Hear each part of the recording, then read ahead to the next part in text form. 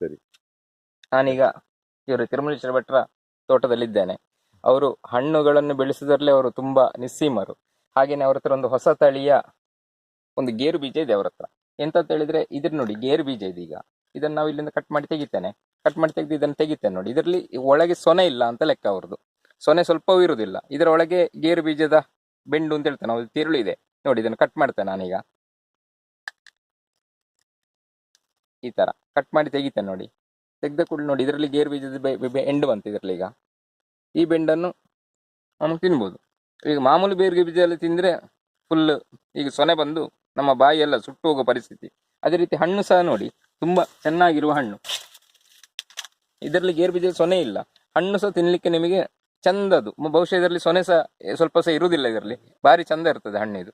ಆ ತರದ ಇದೊಂದು ಹೊಸ ತಳಿಯ ಗೇರು ಬೀಜ ಅಂತ ಹೇಳ್ತಾ ಇದ್ದೇನೆ ನಾನು.